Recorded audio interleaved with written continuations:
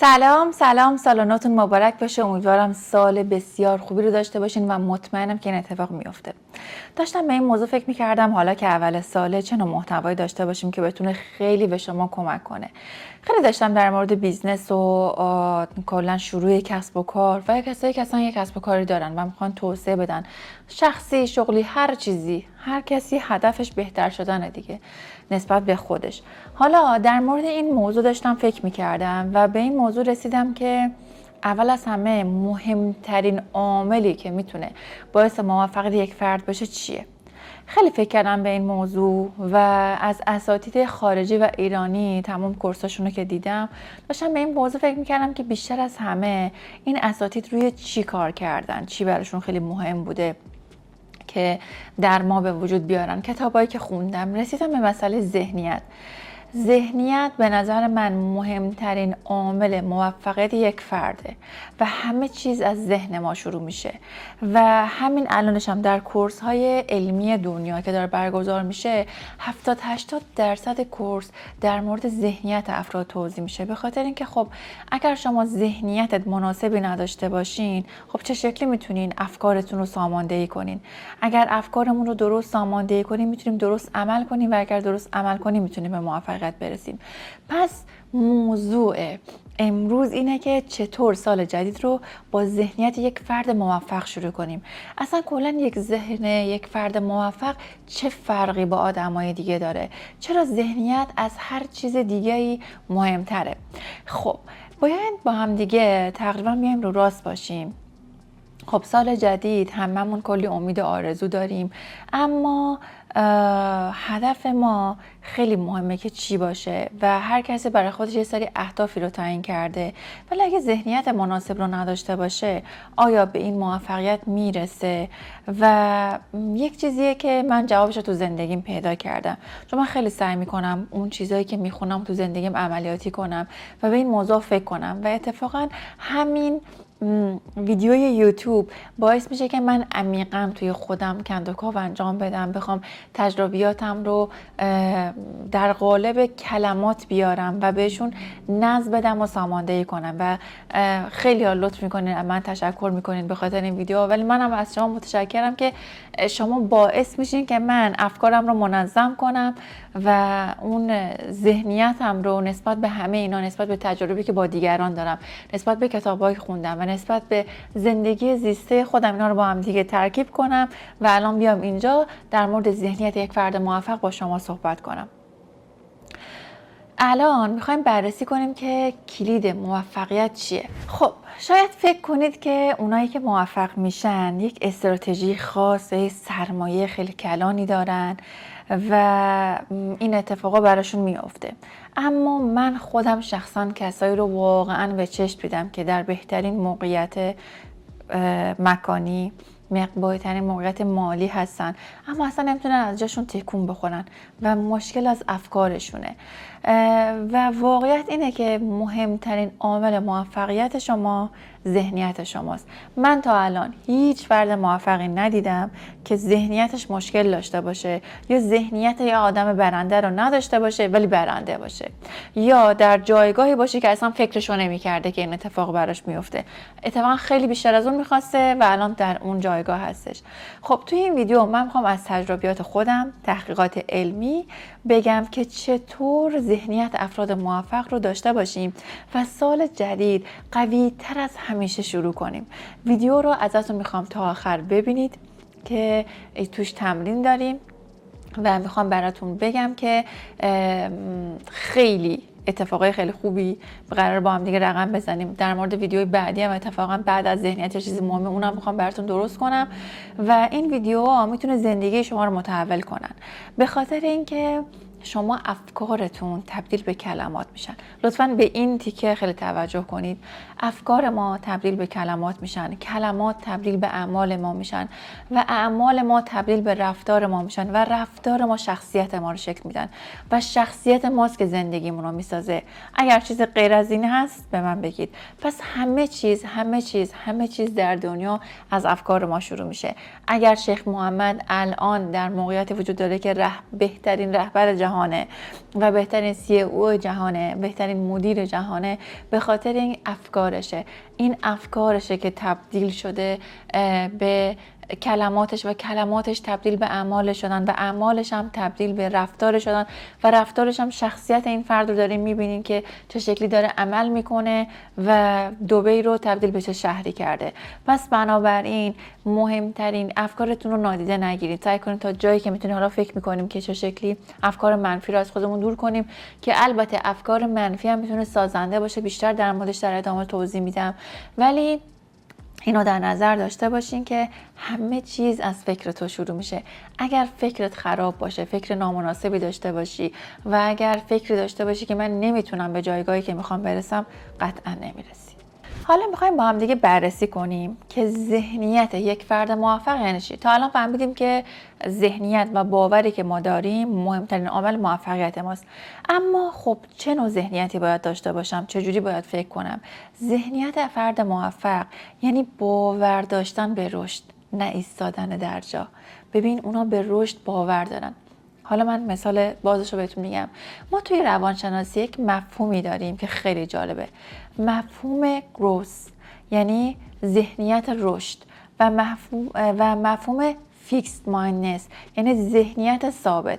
خب کاملا مشخصه دیگه، دو نوع ذهنیت داریم، یکی که ذهنیت رشد داره و کسی که ذهنیت ثابت داره. کسی که ذهنیت ثابت داره فکر میکنه استعداد و توانایی برای آدم ها ثابته. فکر میکنه من یه توانمندی اون آدمه داره که ثابته، منم ندارم، دیگه اون اتفاق خوبه هم برای من نمیفته. در محیط جغرافیایی مثلا ایران هستم، اون اتفاق برای من نمیفته. مثلا سونا در موقعیت جغرافیایی دبیه و خب براش امکانات بیشتری فراهمه، که این درست هست، ولی خب خیلی عوامل دیگه هم داخله که شما میتونین اون عواملی که داخله رو هی کمرنگ و کمرنگ تر کنین. و کسی که فرد موفقه باور داره که با تلاش یادگیری میتونه رشد کنه و بهترش کنه. مثلا همین خود من زمانی که بیزنسم رو شروع کردم، خب من تو چند حیطه مختلف کار میکنم. زمانی که بیزنسم رو شروع کردم جوریه که من مثلا میگم خب تو کار سعی و خطا ایجاد میشه، یاد میگیرم، الان بلد نیستم، این اتفاق برام میفته و خب انتظار خارق العاده هم اولش ندارم. خیلی سعی میکنم سال امسال من برای خودم سال استمرار و تمرکز نامگذاری کردم که روی هدفهایی که دارم خیلی تمرکز داشته باشم، رو 2 تا هدف فقط تمرکز کنم، به غیر مثلا 7-8 تا بیشتر رو اونا باشه و استمرار داشته باشم. و خودم هم وقتی که شروع کردم اصلا اینجوری نبودش که بخوام، یعنی ذهنیتی که خود من داشتم در زندگیم ذهنیت رشد بوده. گفتم خب آدم رشد میکنه، یاد میگیره. حتی تو کار هنری، مگه من مثلا از اولش که کار هنری رو شروع کردم مگر استعداد خارق العاده‌ای نداشتم؟ یه استعداد کوچولویی بود، با رشد و تلاش به این نتیجه رسید. گفتم خب یاد میگیرم، من نمایشگاه خارجی بلد نیستم، برم اونا هم یاد میگیرم، یاد میگیرم چه شکلی بتونم صحبت کنم. و این اتفاق افتاد. اگر ذهنیت ثابتی داشتم الان خب تو همون شغل قبلیم، توی اون پوزیشن قبلیم بودم و این اتفاقا نمیافتاد. پس اولین چیزی که خیلی مهمه در ذهنیت یک فرد موفق اینه که اون فرد باور به رشد داره، باور به این داره که آدما با یک استعداد و توانایی خاص به دنیا نمیان که ثابت باشه و مایندستش مایندست ثابتی نیستش، مایندست رشده. و اینم بهتون بگم افراد موفق، دومین موردی که میخوام بهتون بگم، افراد موفق به چالش ها به عنوان فرصت نگاه میکنن. وای این خیلی قشنگه. اینو من از خیلیا یاد گرفتم، از کسایی که زندان رفتن، از کسایی که الان در جایگاه خودشون خیلی آدمای بزرگی هستن که اصلا دسترسی به اونا سخته و همه اونا یک چیز مشترک داشتن، این بودی که چالش ها به عنوان فرصت نگاه میکردن.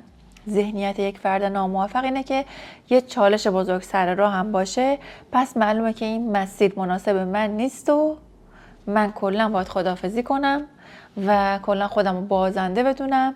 ولی ذهنیت یک فرد موفق اگر یک چالش بزرگ سر راهش باشه میگه پس همین چیزیه که باعث رشد من میشه. مثالش خود من کلی آزمون و خطا کردم تا مثلا یاد بگیرم که چه شکلی میتونم توی جلسات خوب صحبت کنم، چه شکلی میتونم خواستم رو بیان کنم. یعنی اگه این چالشی که اومد سر راه من مثلا اینجوری نبود که خجالت بکشم، کم بیارم، عقب نشینی کنم و اون مسئله رو دیگه عنوان نکنم، بلکه مثلا همین توی جلسات با اومدن و یک چالشی دونستم که باید یاد بگیرم، که باید رشد کنم و ازش یک فرصت ساختم، فرصتی که بتونم توانمندیم رو بیشتر کنم و رشد کنم. مورد بعدی، مورد سوم، خیلی مهمه و خیلی قشنگه. ببین بچه، من از این نکاتی که دارم بهتون میگم خواهش میکنم سرسری نگذارین. من خیلی این نکات رو باز نمیکنم، نمیخوام ویدیو خیلی طولانی باشه و خسته کننده، اما ازتون میخوام در مورد هر کدوم از اینا که باهاتون صحبت میکنن حسابی فکر کنین و در مورد هر کدوم از اینا که صحبت میکنن خودشون دنیایی از تجربه من و افراد موفقی که دیدم، بیزنسمن‌های موفقی که دیدم، بیزنس‌وومن‌های موفقی که دیدم و کتابایی که خوندم و دورهایی که دیدمه. بس بنابراین به ظاهر به سادگی از اینها نگذرین. و افراد سومین مورد اینه که افراد موفق، با این خیلی قشنگه، مسئولیت 100% زندگیشون رو میپذیرن. اینو من فکر میکنم همتون با دکتر بهزاد چاوشی آشنایی داشته باشین، یه روانشناس معروفی توی اینستاگرام که من همیشه مقالاتش رو میخونم، وبسایتش رو میخونم، پیج اینستاگرامش رو دنبال میکنم و در تمام این سالها بیشترین موردی که باش مواجه شدم و درسی که از جوابایی که مردم ازش میکنن گرفتم اینه که افراد موفق مسئولیت 100% زندگیشون رو میپذیرن. اصلا اینجوری نیست بگه من پدر مادر بدی داشتم، در محیط اجتماعی بدی بودم، دوستان نابابی داشتم، نمیدونم تو ایران به دنیا آوردم. این بهانه هایی که خودتون میدونین بهانه است. اینا دلیل میتونه باشه به شما انگیزه بده که رشد بیشتری کنین. مثلا کسی، خانمی که جدا شده، میتونه انگیزه بگیره برای بچه‌اش، بگه کسی من همیشه چون با خانم‌ها زیاد سرکار داشتم، با خانم‌های این چنینی که برخورد میکردم، دو نوع خانم وجود داشتن. یه سری افراد که مثلا یه خانمی رو در نظر بگیر جدا شده، بعد مسئولیت بچه‌ش هم داره و این همین رو یک عاملی میدونه برای بازنده بودن خودش، چون مسئولیت زندگیش خودش نمیپذیره دیگه. ولی یکی دیگه همین رو یک انگیزه 1000% برای خودش به وجود میاره که بیشتر کار کنه، بیشتر تلاش کنه و مسئولیت زندگی خودش رو به صورت 100% میپذیره، نمیذاره گردن حالا هر چیزی جدا شدی باشه. اصلا این اتفاق افتاده، خیلی اتفاق ناراحت کننده ایه، قابل درکه، ولی از همین موضوع باید استفاده کنی برای رشد بیشتر خودت. یعنی هر چقدر مشکلات آدم بیشتر میشه، به نظر من ببخشید من یه ذره این چایه رو بخورم. هر چقدر مشکلات آدما بیشتر میشه، آدما میتونن همون رو یه انگیزه بکنن برای رشد و پیشرفت خودشون. یعنی بگن من انگیزم خیلی زیاده، من حتما به خاطر این مشکلاتی که دارم حتما باید پیشرفت کنم. آدمهای معمولی مشکلشون رو گردن دیگران میندازن. من موفق نشدم چون شرط اقتصادی بده، چون تورم زیاده، چون افراد موفق اصلا کلا شرایط دیگه ای داشتن. حالا که شرایط اینجوریه، من چطور میتونم یه راه حل پیدا کنم؟ چه کاری باید انجام بدم وقتی شرایط بده؟ تو همین شرایط بد اقتصادی، تو همین شرایط تورم، الان ما رکود تورمی رو توی کشور داریم و این خب موضوع اصلا خوبی نیست، خیلی افتضاحی، به خاطر اینکه ما هم رکود داریم و هم از اون ور تورم داریم. بهش میگن رکود تورمی، یعنی بد در بد، یعنی افتضاح و داغون. خب الان کسایی که همراه من هستن و اگر من خودم ایران بودم و همین کار انجام میدادم به عنوان شخصی که بخوام زندگیمو نجات بدم، یا همین الانم که اینجا هستم، یکی از منابع درآمدی اصلی من همین بازار طلا، معامله‌گری طلا در فارکس هستش، اینه که خب الان بچه‌ای که با من دارن کار میکنن خودشون از دلار زمانی که شروع کردن با من، چون من خب 3 سال دارم در مورد این موضوع کار میکنم، ولی با خارجی ها کار میکردم، با خودم شخصا کار میکردم، با تیمی که داشتیم برای جامعه اینستاگرامی خودم لانچ نکرده بودم. از وقتی که لانچ کردیم ما دلار 75,000 تومان بوده که الان شده 101,000 تومان. ما 33% افزایش نرخ دلار رو داشتیم و طلا هم زمانی که بچهای با من شروع کردن 2000 حدود 2650 بوده هر اونس طلا و الان 3030 هستش، 14% هم افزایش داشتیم. یعنی بچه‌ها هم تونستن پولشون رو از ریال تبدیل به دلار کنن، همین باعث رشد پولشون شده و از طرفی هم سود کنن چون دارن معامله گری انجام میدن و از طرفی هم خود قیمت طلای جهانی هم زیاد شده. یعنی ببینید چقدر آدما شروع کردن و از زمانی که من گفتم توی آی بی بروکر برن نگاه کنن معاملات بچه ها رو و با سند و مدرک با فکت واقعی، اگر شما اون زمانی که با من شروع می‌کردی از 3 ماه پیش، الان هم البته دیر نیستش، بچه‌ها از همه روز اول عید هم داشتن سود می‌کردن، زمانی که همه ترمز داشتن اون داشتن گاز می‌دادن این اتفاق براشون می‌افتاد و خود منم خب دارم سود می‌کنم دیگه، خود منم این معاملات رو دارم پشت دست من، بچه‌ها هر آنچه که من سیگنال میزنم اونا هم میزنن و خب این یه بازاری که بر همه بازه دیگه. $1000 اگه گذاشته بودین $1900 سود میکردین فقط با حجم 1 لات اگر میزدین، یعنی با 1% از حجم معاملتون رو میزدین $1900 سود میکنه و پولتون میشد 2900 تا. یه چیز عجیب غریبه دیگه، اصلا عددا خیلی چیزان و این عدد ریز ریز و هر روزه است. اصلا اینجوری نیست که یهو یک شبه مثلا بگم پولدار میشین یا یک شبه $1000 میشه $10,000، نه اصلا اینجوری نیستش. پس بنابراین مسئولیت کسایی که ناامید نشدن، اومدن یک مهارت جدید رو یاد گرفتن مثل معامله گری طلا رو. من در مورد کار خودم مثال میزنم الان برای کسایی که الان در چالش هستن که بیشتر بچه‌ها متوجه بشن.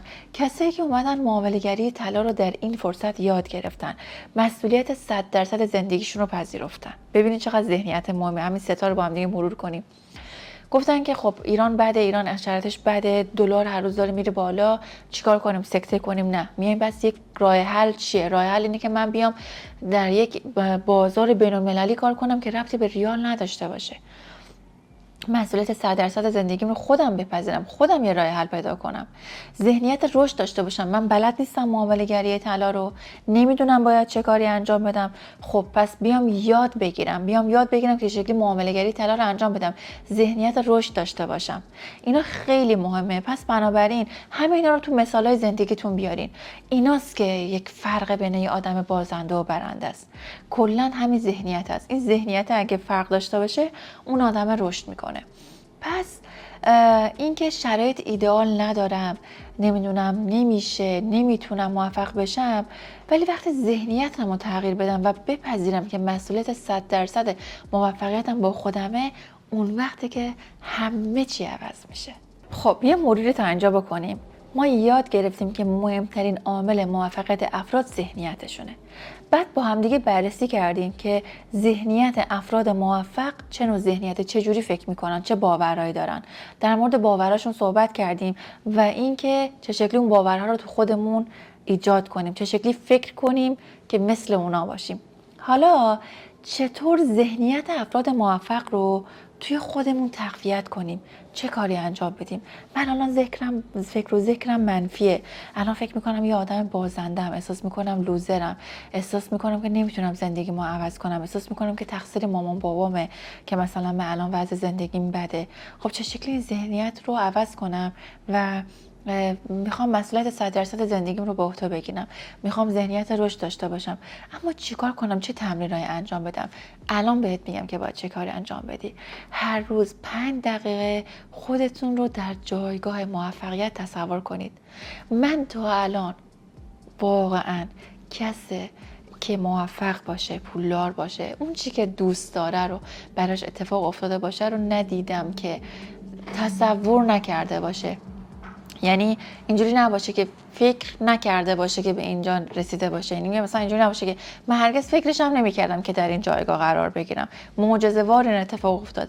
همیشه بهش فکر کردن، همیشه اون ذهنیت رو داشتن و همیشه تصوراتشون خیلی فراتر بوده. یعنی شما باید، یه مثالی هست، شما باید به قله فکر کنید تا به دامنه برسی. اینو من باور دارم. همیشه خیلی من انقدر فکرام بزرگ، خود من و آرزوام بزرگه که بعضی وقت خودم وحشت میکنم و خیلی وحشتناکه و خیلی از نظر خیلی ها میگن که خب تو در جایگاه شغلی خیلی خوبی قرار داری، در موقعیت اجتماعی خیلی خوبی قرار داری، خدا رو شاکرم، ولی اصلا نزدیک اون چیزی که من فکر میکنم نیست. پس هر روز 5 دقیقه خودتون رو در جایگاه افراد موفق تصور کنید، در جایگاهی که دوست داری و تصویر سازی کن. آخرین دوره‌ای که من رفته بودم یه دوره حضوری بودش و خیلی استادش استاد بزرگ و معروفی بود. 85% کلاس در مورد تصورات بود که چه شکلی ذهنیت موفق داشته باشیم، چه شکلی خودمون رو تو اون جایگاه ببینیم، تصویر سازی کنیم و بعد بر اساس اون تصویر سازی می‌اومدیم عملی، به صورت عملیاتی اینکه چه شکار کنیم به اونجا برسیم. مثلا یکی بودش تصور می‌کرد که مثلا 10 تا شعبه داره، میگفت خب برای این 10 تا شعبه چقدر سرمایه نیازه، مثلا چه کاری باید انجام بدین، چند تا پرسنل نیاز داری، تامین سرمایه‌اش باید از کجا بیاد، بعد اون رو تبدیل به برنامه عملیاتی می‌کردیم. پس هر روز 5 دقیقه چشاتو ببند و تصور کن در ذهنت در اون جایگاهی که میخوای باشی. ذهنت خودش برنامه‌ریزی میکنه و رویای تو رو سعی میکنه تبدیل به واقعیت کنه. این چیزیه که من نمیگم، علم روانشناسی میگه. مورد بعدی اینه که از همین امروز که داری ویدیو رو میگیری، از خودت سوالای بهتری برای راجع به خودت بپرس. ببین مغز ما طوری طراحی شده که هر سوالی که ازش بپرسی رو حتی اگه همون لحظه جوابشو ندونه، تو ناخودآگاهش هی دنبال جواب میگرده. یکی از کارهایی که من همیشه از سالیان پیش بدونی که اصلا این مقاله در این مورد بخونم انجام میدادم این بود که شبا خودم میپرسم خب من چیکار کنم که مثلا تو کار خودم موفق تر باشم. بعد همش ایده‌اش میومد به ذهنم. پس به جای اینکه بپرسی که چرا موفق نمیشم، بپرس که چطور میتونم از این شرایط یک فرصت بسازم. و مغزت شروع میکنه جواب دادن. شروع کن جوابا رو هر چی به ذهنت اومد بنویس.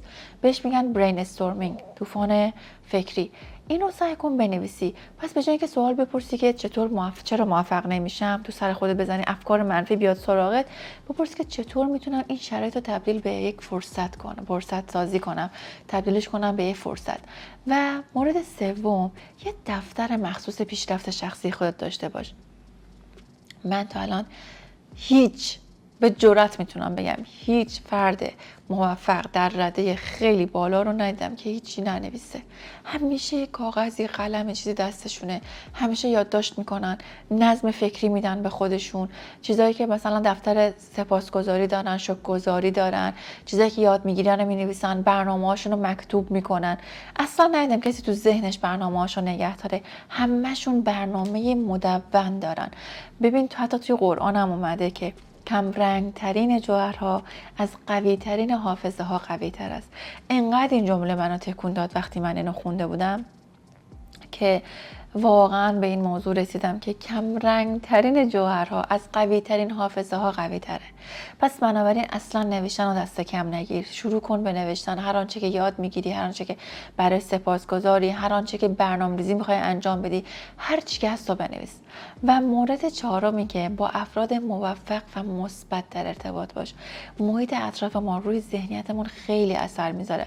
من خودم عددهای ذهنیم از وقتی رفتم چین، از وقتی با افراد موفق صحبت کردم، از وقتی من الان خدا رو شکرم با افراد موفق در رده‌ای هم کلام هستم که خیلی آدمای بزرگن، خیلی که اصلا نمیتونم اسمشون رو ببرم، ولی خیلی موفقن و اونا رو ذهنیت من اثر گذاشتن.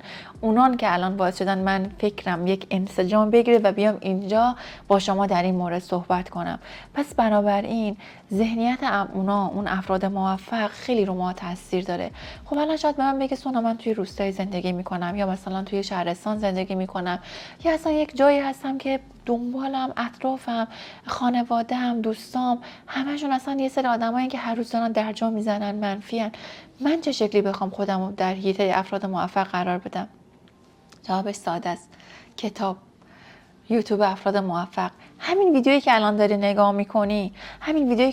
نگاه میکنی مگه افرادی که دنبالش هستی که اینو داری نگاه میکنی؟ چرا الان نشستی پای یک ویدیویی که در مورد ذهنیت یک فرد موفقه؟ به خاطر اینکه تو هم میخوای یک فرد موفق باشی و به خاطر اینکه تو هم میخوای ذهنیت یک فرد موفق رو داشته باشی. پس بنابراین حتی توی این اینستاگرام نشید مثلا آدمای زرد و اینا رو فالو کنی، انواعی که از صبح تا شب فقط نمایش روزمرگیشونه، یه چیزی ازشون یاد بگیری. حتی پیج من اگر چیزی بهت یاد نمیده و احساس بدی در تو ایجاد میکنه، همین الان فالو کن. همین الان اگر این ویدیو به دردت نمیخوره اصلا دیگه نگاه نکن، اگر بهت استرس وارد میکنه. البته که این ویدیو در مورد یک چیز خیلی مثبتیه. اگر یک کوچولو بهت استرس وارد میشه به خاطر اینکه حس عقب افتادگی ممکنه بهت دست بده که من عقب افتادم از چیزایی که سونا داره میگه، وای چقدر فاصله داره زندگی من از چیزایی که سونا داره میگه، این استرابه خیلی طبیعیه و این استرابه کمک کننده است. این استرابه تلنگره. ما بدنمون طوری طراحی شده هم در قالب فیزیکی هم در قالب روحی که اضطراب نشون میده کاریه که من شادی که از من گرفته شده، کاریه که من میتونستم انجام بدم اما انجام ندم، اون تبدیل به اضطراب میشه و دردم همینه، یه الارمیه که میگه اینجا داره خوب کار نمیکنه. اگر هم ذهنت مشغوله و ذهنت داره منفی کار میکنه، نشون دهنده اینه که یک جایی داره کار درست کار نمیکنه و باید رو اونجا کار کنی.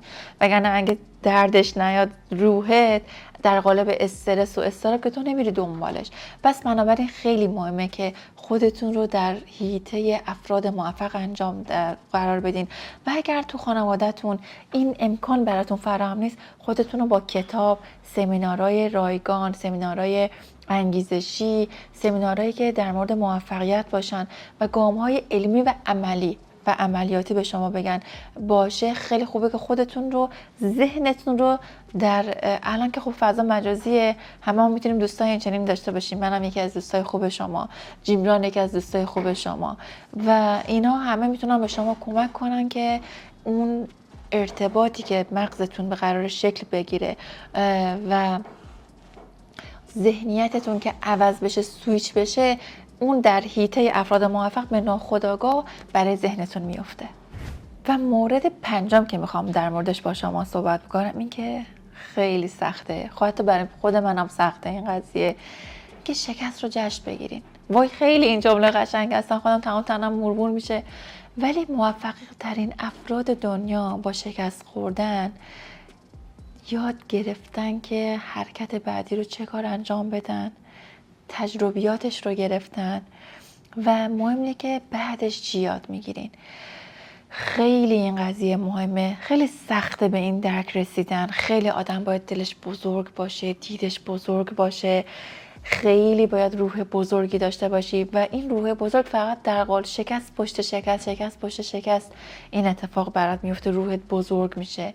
یا با افرادی که شکستای بزرگ خوردن و الان موفقیت خیلی بزرگ دارن، میگم الان کسایی که من باشون در ارتباطم مثلا زندان رفتن شدید، ولی الان در قالب موفق ترین افراد جامعه هستن اینجا و خیلی هم بهشون افتخار میکنن، اون اتفاقا براشون افتاده و